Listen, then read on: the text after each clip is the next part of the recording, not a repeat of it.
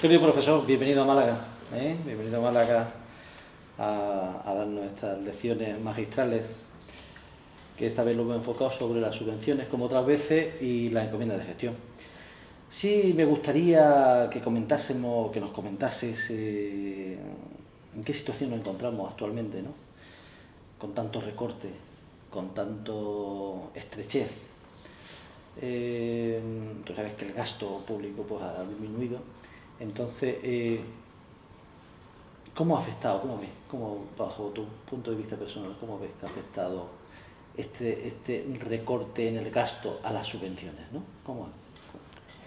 Bueno, vamos a ver, Antonio, yo te diría lo siguiente. Evidentemente la coyuntura económica ha influido de una manera drástica en el tema de la subvención.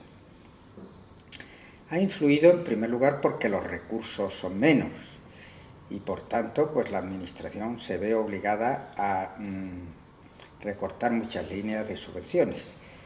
Por otra parte, la verdad que se estaba instalando en la sociedad una cultura del subsidio, que aquí casi todo el que emprendía una actividad que podría tener más o menos una justificación social se encontraba pues con derecho a que se la financiara el presupuesto del Estado o el presupuesto de una administración pública. Claro, esto evidentemente ha habido que replantearlo y de ahí recortes en algunos casos muy dolorosos. Fíjate, por ejemplo, que las subvenciones de cooperación al desarrollo se han reducido a la mitad. Estamos hablando de países donde se pasa el umbral de la pobreza y verdadera miseria. Bueno, pues se ha reducido. Dentro del país, pues hombre, se han reducido algunas, que hay quien se alegra y hay quien lo siente. Yo diría que, bueno, responden a una necesidad. Se han reducido las subvenciones, por ejemplo, a partidos, a sindicatos, eso está claro. También algunas actividades culturales, las subvenciones al cine han experimentado recortes muy importantes. También es verdad que lo que yo creo que hay ahora mismo es un cierto replanteamiento de esta situación, un cierto replanteamiento de manera que lo que parece que se pretende, hay una nueva ley general de subvenciones en preparación, hay una ley del mecenazgo que va o pretende que muchas actividades que se subvencionaban directamente por la administración sea un poco la iniciativa privada las que las promocione. No sé si esta cultura de la ley del mecenazgo, que es de origen anglosajón, se va a adaptar o no a nuestra situación, pero eso va más allá de la coyuntura económica. Yo creo que detrás de eso hay también planteamientos, opciones políticas. No sé en qué situación quedará todo esto. Y siendo que nos encontramos en una administración local, ¿cómo ves cómo ves las grandes cifras que vosotros manejáis? ¿Cómo ha afectado a la administración local en concreto? Mira, la administración local, yo esta mañana ojeé el periódico y me he encontrado con un titular en el cual parece que 6 o 7 mil ayuntamientos van a dejar de gestionar directamente gastos y servicios, lo van a asumir las diputaciones. O sea, yo creo que hacer predicciones en la administración local es muy arriesgado. De todas formas, yo diría, y sin perjuicio de lo que nos deparen las reformas legislativas, yo diría que en la administración local le afecta estas restricciones presupuestarias en dos sentidos. Como administraciones beneficiarias de subvenciones públicas, aproximadamente el 7% de los presupuestos locales eran subvenciones, no hablo de transferencias, no hablo de subvenciones en sentido estricto.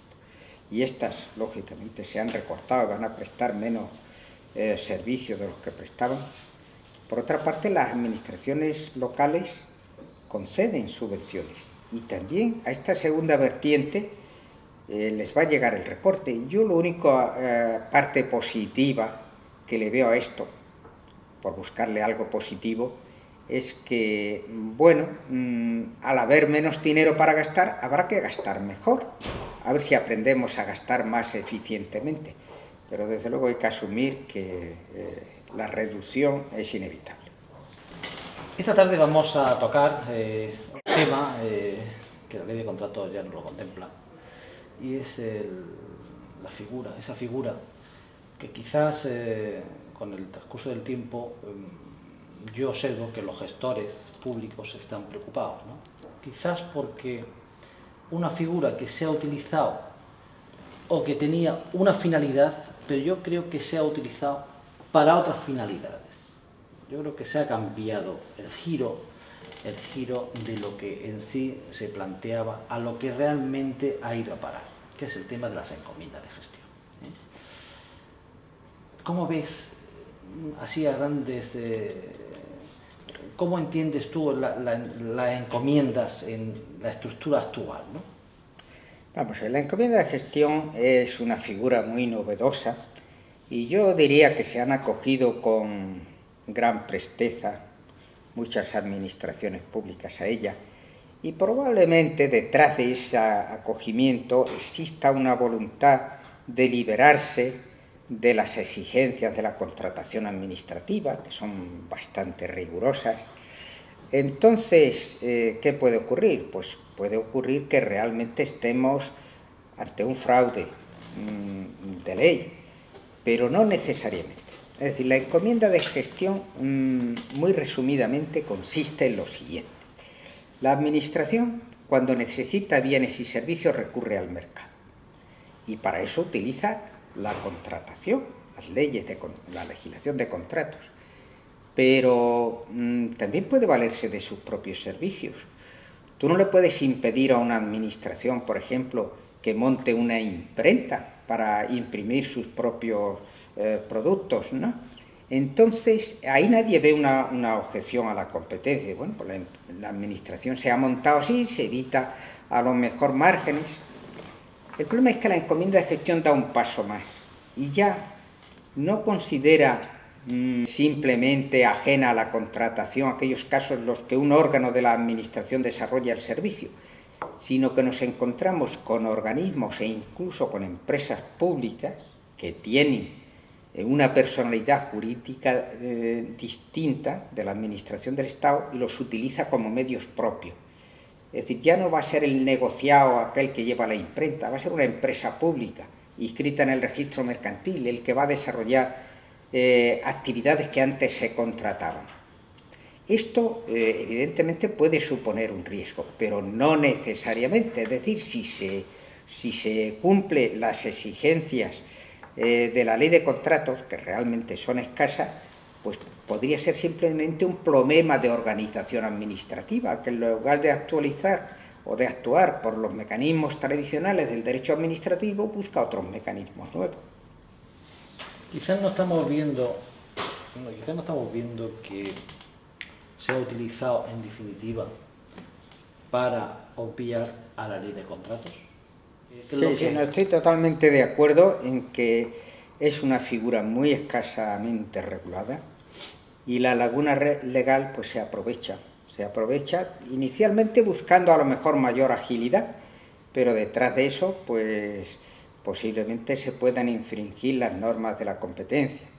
En cualquier caso, si se cumplen las exigencias legales, que son pocas, pero si se cumplen, pues no tendría por qué ocurrir eso, no digo que no ocurra.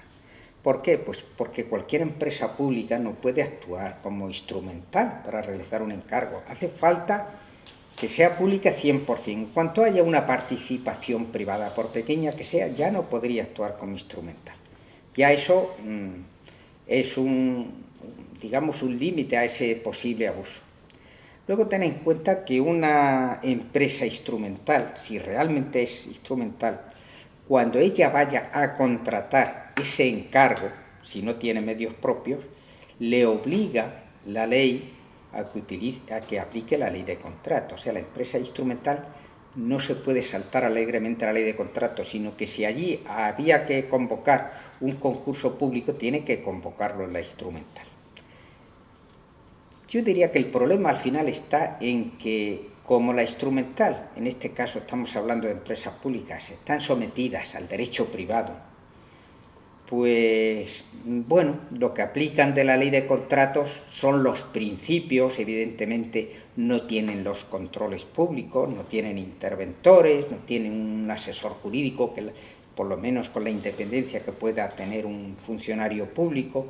Entonces por ahí hay, evidentemente que hay un escape. Yo creo que esto habrá que reconducirlo, yo creo que hay que tener muy claros qué límites no se pueden pasar. Aludías, por ejemplo, a que a lo mejor no tienen medios propios y sin embargo les encargan la prestación de un servicio, que evidentemente yo ahí no veo justificación. ¿Cómo le vas a encargar a una empresa pública que no tiene medios propios que actúe como si fuera un medio propio de la administración? Al final lo que haces es que un contrato que tenía que estar sometido a unos controles y a una legislación como es la ley de contratos rígida se somete al derecho privado. Pues querido profesor, muchas gracias por tus palabras, bienvenido a Málaga y que disfrutes estos días por aquí con nosotros. Pues muchas gracias a vosotros, ya sabes que para mí es un placer venir a Málaga. Aquí vi la luz del sol y aquí vengo de vez en cuando y cuando me tropiezo con amigos, compañeros, funcionarios, pues para mí es un privilegio que agradezco. Muy bien, muchísimas gracias.